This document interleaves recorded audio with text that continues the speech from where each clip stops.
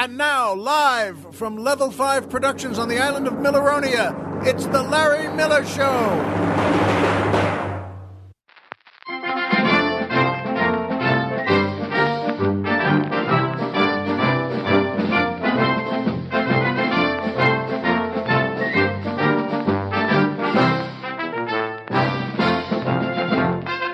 Good evening, Mr. and Mrs. America, and everyone who's always wanted to make his own house key.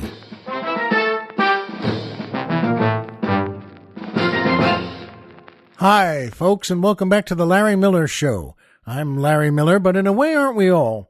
And boy, oh boy, it's never been a prettier summer day than here on Milleronia today. And I know, I create the weather here, and I punish people who don't do a good job at it. I know, but it's still worth saying thank you, because they do a great job. Today is gorgeous here, and the Colonel and I and our doggies here and my wife are in, we love being on Milleronia. True, I love stately Miller Manor back on the mainland, but boy, we have a gorgeous house here too, and everyone is so friendly. And, of course, they'd better be, but I don't know why I enjoy so much making things, boy, suddenly very cruel. But you know what? It is gorgeous here, and it's wonderful to be here every day. And it makes me happy, as, of course, the music makes me happy. That's the Alfred E. Newman Orchestra and the Butterfly McQueen Dancers, featuring boy tenor Brad Simpson asking the musical question, since musicals are largely a thing of the past, are there any triple threats in Hollywood today? And was there ever a quadruple threat? Wow, good question, Brad. Now, let me just let you know, folks, that in case you don't know those phrases, a triple threat was really big and important in Hollywood since the beginning, and especially through the 30s, 40s, 50s, and especially those days, because a triple threat was someone, man or woman, who could act and sing and dance. And boy, those studio heads really put them to work learning those things. They were all talented, but boy, they could really hoof when they needed to. And that's a triple threat. And then, as Brad said here, and was there ever a quadruple threat? And the Colonel and I both thought, what would that be? I mean, what would be the fourth one? Sword fighting, knitting, throwing pies, or catching them? I could do that, by the way. I think you could, too. And then eat them. But you know what? I mean, who did four? Elvis sang and acted and danced and played the guitar, and that's four. That's a four. Chico Marx, the great Chico Marx, was a wonderful comedic actor, played the piano beautifully, but I don't remember him dancing. Frank Sinatra, of course, was a great singer and actor and dancer.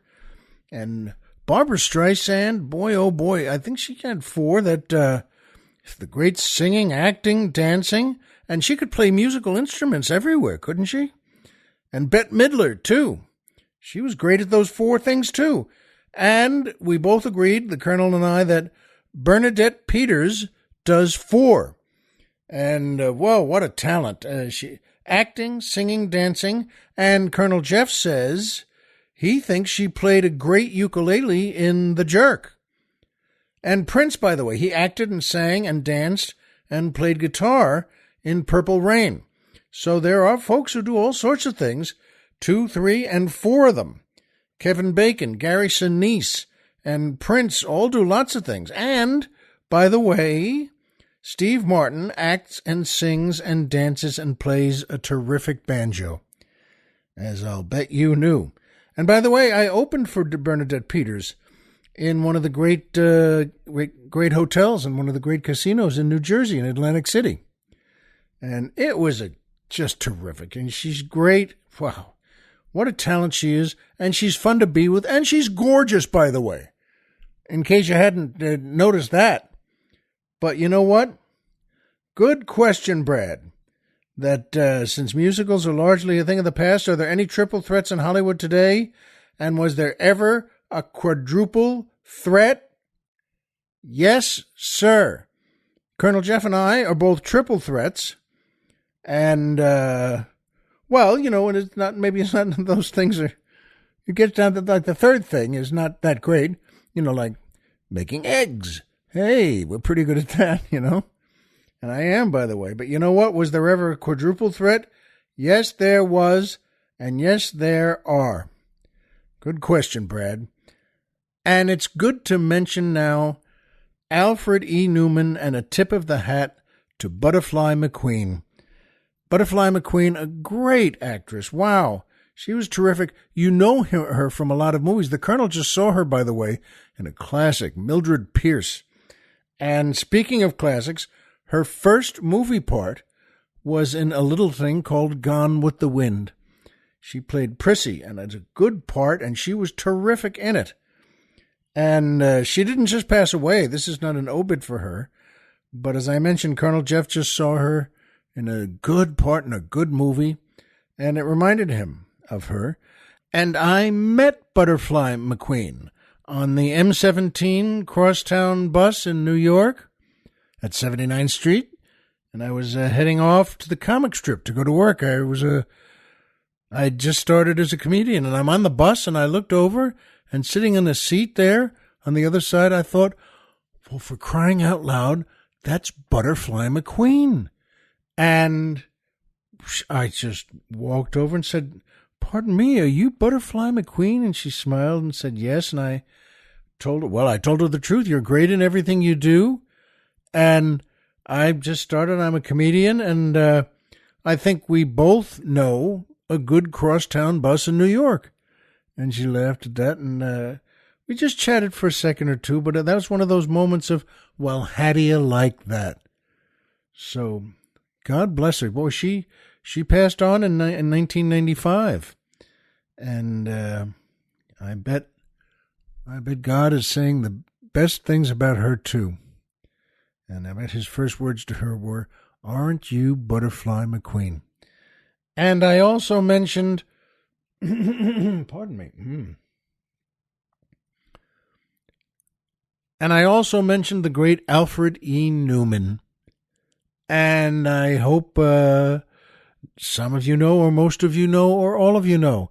He was the great master, the great motto, the great face of Mad magazine. And his motto that it said underneath his picture, which was always a drawing, and used to be in quotes, what? Me worry? And I still don't even know what that means, but I loved it the first time I read it, and I still do. And, well, as the Colonel and I talked about today, Mad magazine is ending. They were great for so long. 1952. That's 67 years. And just wonderful stuff. I used to love their movie satires. They were so clever, so smart and funny. They're good comedy writers. And Spy versus Spy, and so many things where you folded the back cover in 3 pieces, and then it looked like something. It looked like another thing that they drew in there. It was always great. And I think I really got to know it in what was known as, I think, the height of their fame. They got 2 million readers a month. And boy, I was one of them. So you know what? They tried all sorts of different ways. They tried this way and that way just to, well, get interest together again. But this was the era, as you know. Nothing wrong with that, but for the last 10, 20 years, more or little, that, folks from 12 years old and 15 years old and 20 and 30 and all ages, but they were already doing different things. They were already looking at different things on the internet and different kinds of comics and books and things like that. And that's the way it goes. So to all those fellas, Alfred E. Newman, headed by Alfred E. Newman, and what they always used to call slyly, and the usual bunch of idiots. They always called themselves things like that. But they sure weren't idiots, were they? They were great. And I hope you know that too. And that brings me to my favorite part of the show, the joke of the week. Boy, this is always fun. I love passing on a good joke. And the Colonel and I both liked this one. There's an older fella who was very rich, very wealthy, and he's 85 years old. And he was in good health. And boy, he had zillions of dollars. And what do you know? He fell in love with a beautiful 25-year-old girl. And she's a young woman. And he loved her, and she loved him, and they got married. And she asked him if it was okay beforehand that, she wanted separate bedrooms because she didn't want him to get too nervous or excited about them sleeping together. And she was looking out for him, and he said, you know what, that's a good idea.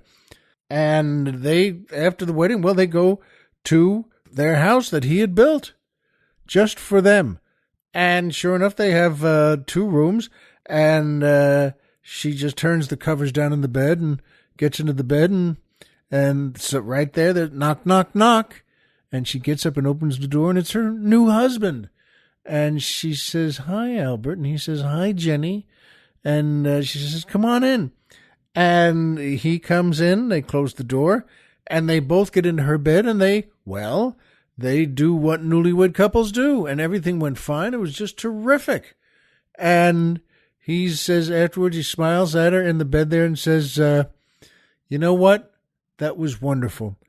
And thank you, and I'm awfully glad we're married. And you know what? I think you're right. I'll just head out now and go over to my room down the hall. And I think that's probably a pretty good idea. And she said, thank you, Albert. And he does, and opens the door. He said, stay there in the bed. He opens the door and closes it. And she's happy. She smiles and says, how do you like that?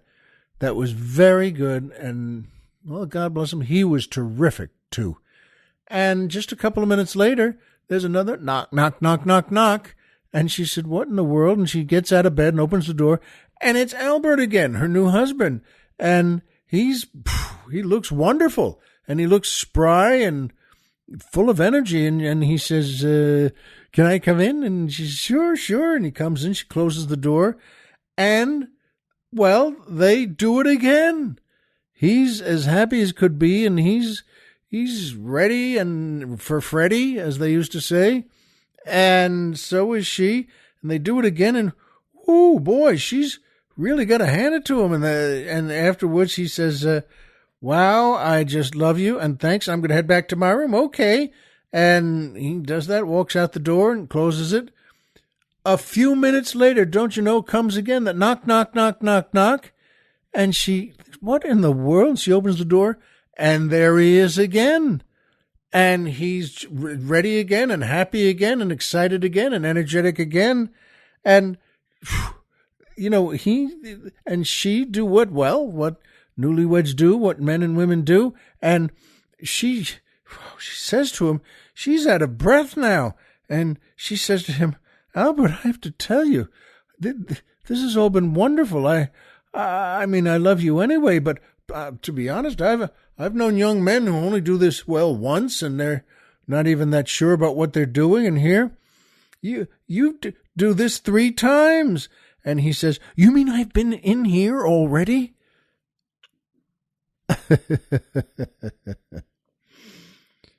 hope you like that. We got a kick out of that. So he's wonderful. He's a great new husband, and he's got every dollar in the world, and he loves his new young wife. And, he may not have the best memory in the world, but so what? So what, folks? Anyway, if you like that, pass it on. There's nothing like keeping a good joke going. And that brings me to my second favorite part of the show, the Poetry Corner.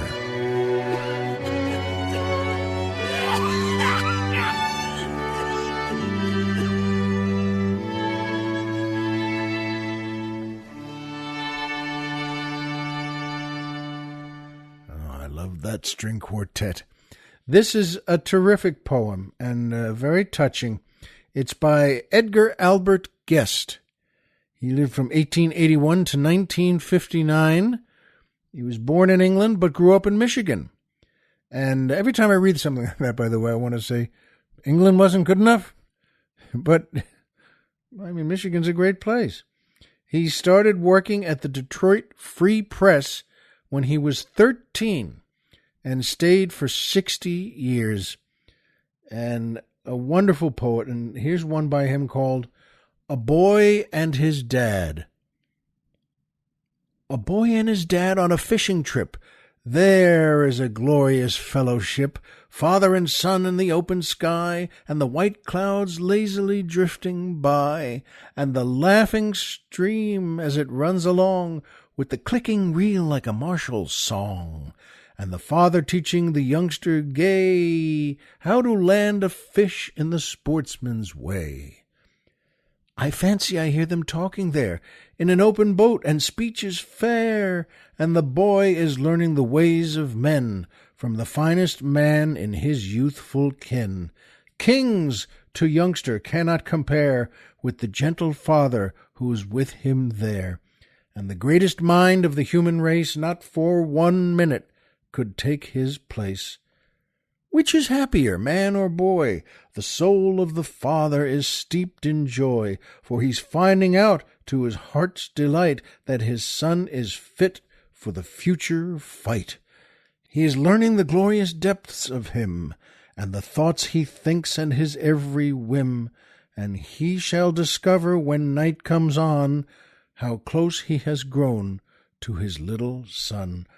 Oh, I envy them as I see them there, under the sky in the open air, for out of the old, long ago came the summer days that I used to know, when I learned life's truths from my father's lips, as I shared the joy of his fishing trips. A boy and his dad on a fishing trip, builders of life's companionship. Isn't that a good one, folks? That's just lovely. A Boy and His Dad by Edgar Albert Guest. And that brings me to my third favorite part of the show,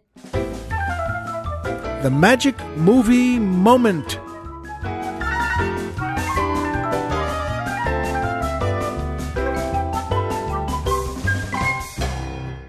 Oh, this is a good one too, folks. I remember I saw this movie when it first came out in 1970. With my friend Billy Walsh, and we both just loved it.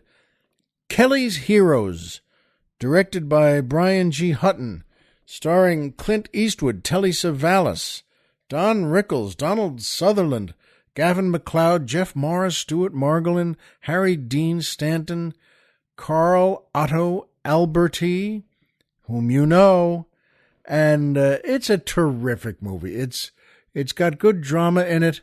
It was shot in Czechoslovakia, by the way, and I remember seeing John Landis on The Tonight Show talking about it. He was a kind of a junior director, then second assistant director or third assistant director, and boy, he's terrific now. But he was always saying, well, you know, when you're single and you're spending a lot of time in Czechoslovakia, it may not sound like the greatest place, but it really was to us. Yeah, sure. What do they? When people say, "What do they make?" Well, they make tennis balls, but you know, it always says "Made in Czechoslovakia" there. But this is a wonderful movie, folks, and it's such a good story, and with what a cast of good, strong actors, and there's always a nice comic touch too. Even in the most dramatic moments, they know how to wink at you, and it's very welcome. And the magic movie moment to me, with you, on Kelly's Heroes, is the scene where, well, they know there's gold, and it's locked up, bolted up behind giant doors in a small bank in France, and it's the Nazis' gold that they've been stealing. And they go there, all these fellas, they essentially, well, take off and go. And they've got a group together, and they're going to steal that gold back from the Nazis. But there's a Panzer tank and its crew guarding that gold, guarding that bank. And they decide, with Clint Eastwood as the leader of the group, and all of them together, that because that guy, that Panzer commander, He's tough as nails, and he's not giving up. And they decide to confront him and tell him what they're there for and see if they can make a deal. As Don Rickles says, what do you mean, what are you going to do? You make a deal. It's a deal. Tell him you want to make a deal. And Clint and Telly and Donald Sutherland approach the tank sitting in the town square in front of that bank.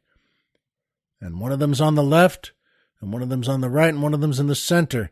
And they walk up to that tank, and you see the turret of that giant tank cannon. And it follows them as it starts going down, just following them as they approach. And that tank and its soldiers aren't kidding around. And sure enough, the tank opens when the fellas stop about 10 feet away. And who gets out? Some of you've seen 1,000 times. Carl Otto Alberti. He's a terrific actor. And he's been, well, I suppose you could say he was typecast for a while as, well, if you needed a good Nazi soldier. And this guy, boy, you could put a scar on him, and he had blonde hair and blue eyes, and he had kind of that round face. And he wasn't ugly or anything, but if you just glanced at him, Martians could land and say, German? And he gets out, takes him a couple of steps, and he's the commander. He's the tank commander.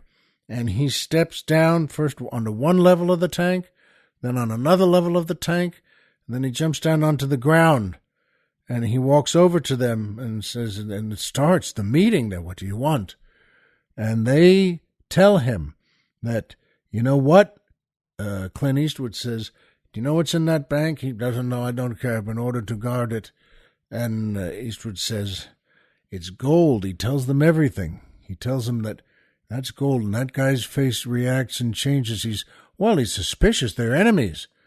But he hears that word gold, and he said, gold, I thought it was just this. I thought it was just tools for this or that. And that's when Sutherland has a great line. He says, oh, no, baby, that's gold. That's real gold. And they talk for just a little bit, and Eastwood says to him, so the point is, all you have to do right now to get a full equal share is to turn that turret around and blow a hole in that door. And you see the German's face just reacting. And then it's great movie making, because then it's a cut to the door and just boom. It's wonderful movie making. It's good storytelling. And he just blows that door off. And sure enough, they get in there, and right in the center of that first room in the bank there, just piles of wooden boxes holding bars of gold. And they give, they made a deal. And they give everybody's, starting to unload it and to put it on their truck and on the American side. And for this guy, they give him all that they promised. And they give him a full share. And that's a lot of money. That's, he was going to get, that's like $2 million in gold bars. And he comes back into them, and he goes to Eastwood and says, he's breathing hard, because just to get that gold in a tank. And he says, yes, thank you, we are now done. And I would leave. And Eastwood nods and says, all right, well, you did a good job. And the Carl Otto says, thank you. And he salutes him like one officer to another, but he salutes him first. He gives the Nazi salute. It's another good movie moment. He gives the arm shot up in the air, the right arm, and there's a look on Eastwood's face, and then back to Carl, and he realizes, and he just thinks for a second, and he lowers the right arm and salutes like an American. He just salutes Eastwood that way. And Eastwood nods and smiles, and they did good business together. It's a wonderful movie, and that scene always appealed to me, especially as Sutherland saying, oh, no, baby, that's gold. Folks, if you haven't seen it, see it. Kelly's Heroes from 1970. A great director, a great cast. Good Lord. And you know what? If you have seen it, see it again. I'd like to see it myself. Whew. I wish I could go see it with Billy Walsh again. But that's what you want, you know. And I had something happen today twice that was just, well, I was in my own Panzer tank, so to speak. My car, my new car, my 2-month-old car. And I today went to, there's a clinic and they fix you up and you work on some of the health thing. How's your head doing? Well, it feels fine. No, the inside of the head. How's that doing? And as I went out afterwards, I had a session there, and after an hour, I went back out to the parking lot, and they're always great over there. It's a terrific group, all the valet guys. I never need a ticket. They always just go get my car, and I was standing there, and it just takes about 30 seconds, in fact. I was just glancing. I smiled at there's a new mother and a new father and their little baby in the carriage, and that's a new baby. That was, well, I know if you had a couple, or you know what a 5-month-old baby looks like. And they were a terrific couple, and they just nodded and smiled. And there comes my car. So I picked up my backpack and just went over there, and the driver kind of, just dotted away. He didn't stay around. I always give them a tip, and I said, well, that's kind of funny, but well, it's close to lunchtime there, so I guess the people are piling up and they need their cars. So I said, all right, and I opened the door, the way I always do, the left rear door, and to put my backpack in. And I said, I just glanced in the rest of the back seat. It's clean, the way I keep my car. But there's something in there, like some kind of unit that looked like plastic with tracks on it for holding something. And I said, what in the world is, what the, I don't know what, I don't have a, what? And I look at the car, it's my car. And I glanced again, and then I pulled back out, and I thought, what in the world? And I just walked around to the back. It's not my license plate. It's someone else's license plate. And folks, I'm telling you, this is my car, the exact car, 4-door, white. It was an Audi and a black interior and the same model, same everything. And I mean, the exact car. And I thought, well, how do you like that? How often does that happen? The answer is never.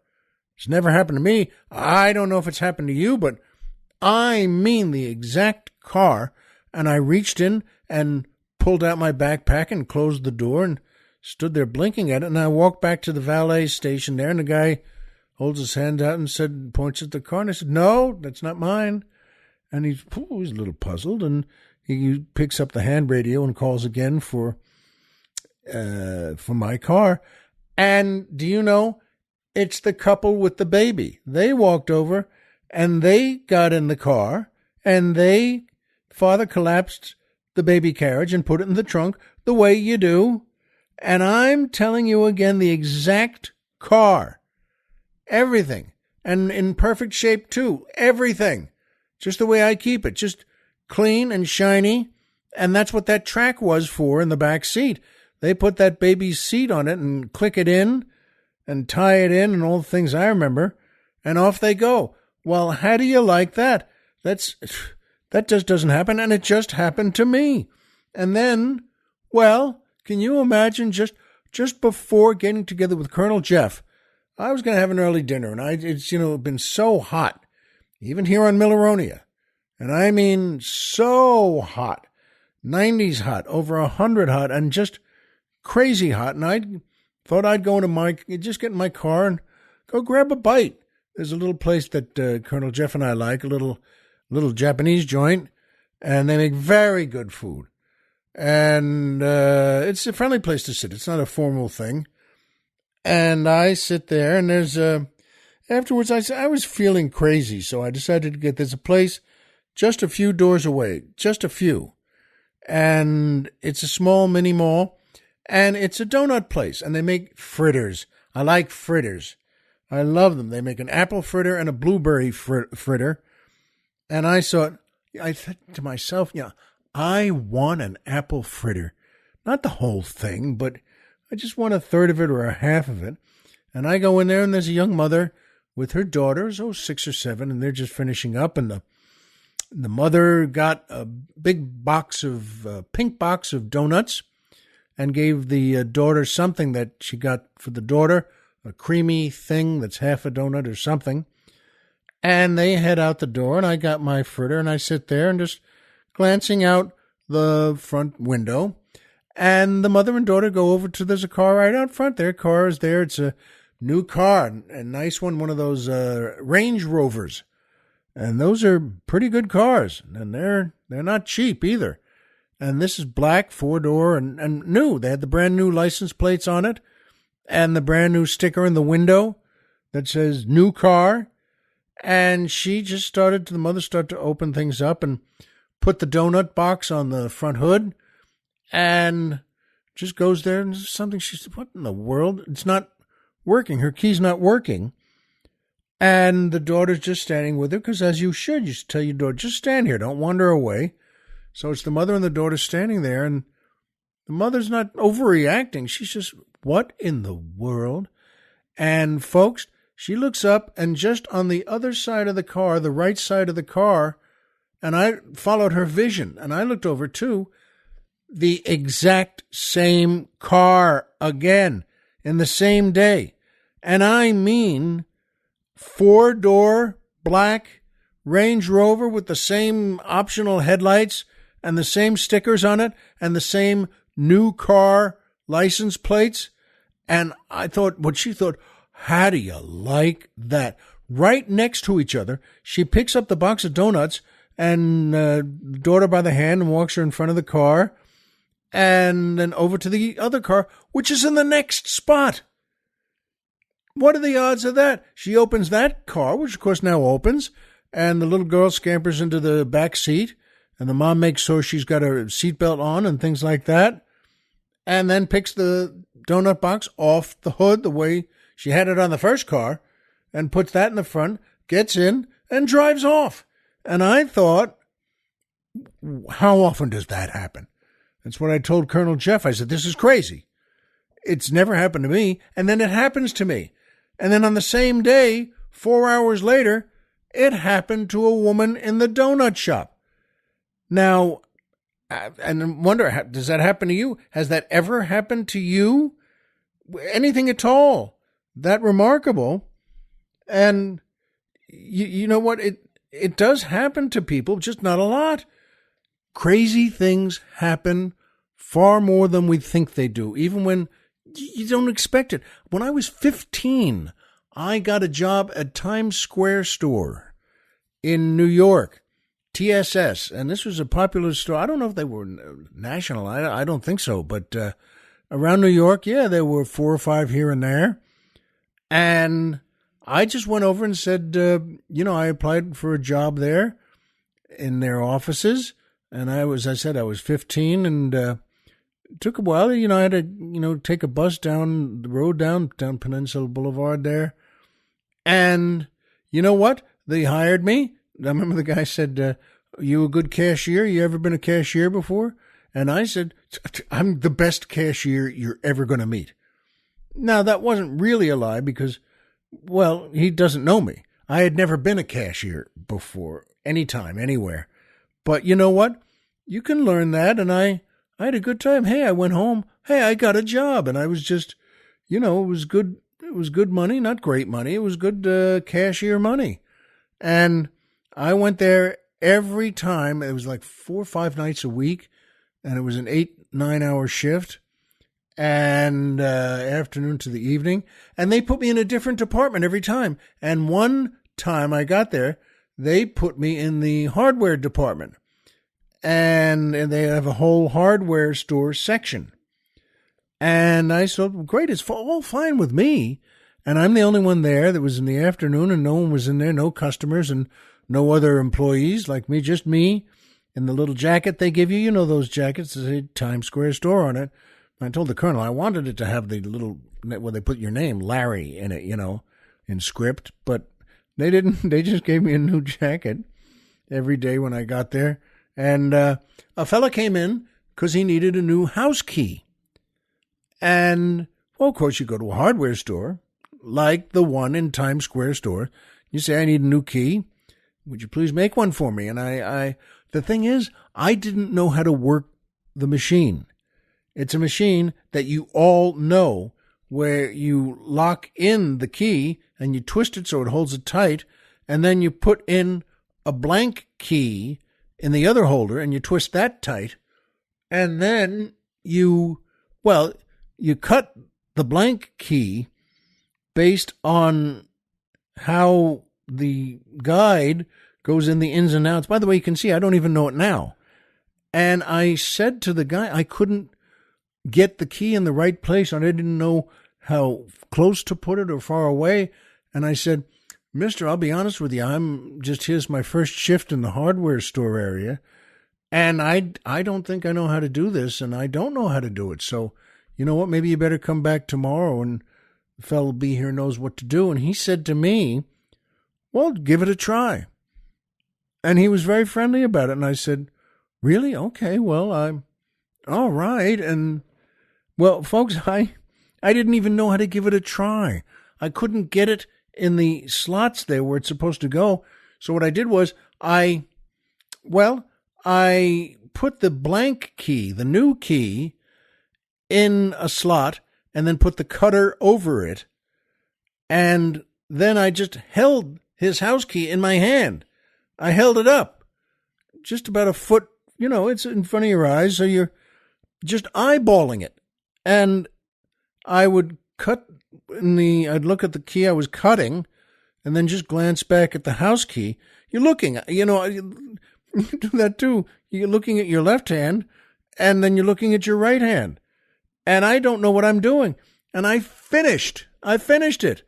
And he said, I took the keys out. I kind of blew at it a little just to get the dust off that. And he looked at them both, and he'd look from one to the other, and he'd say, I'll be honest with you, I think you did it. And I said, what? That's amazing. I don't know what I did. He said, I'm telling you something. I think you did it. And I said, wow. And making a key was 30 cents, I think, in those days, or 35 cents. And he paid me. He was happy to pay me. And he said, thanks.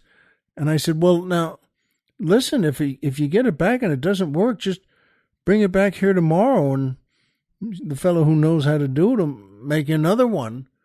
And he said, I will, but I've got to tell you again, I think you did it.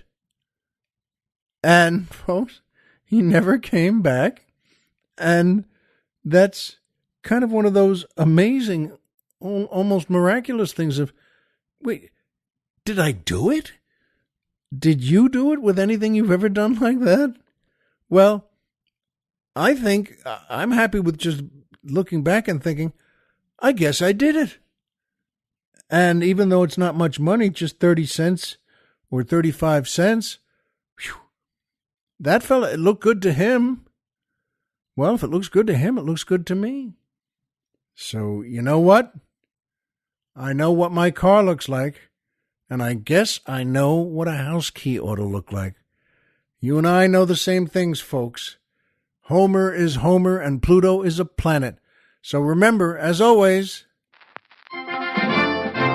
if you walked out of bed today and had a job to go to and a home to come back to, and someone there who cares about you, folks, the game's over and you've won. So remember that.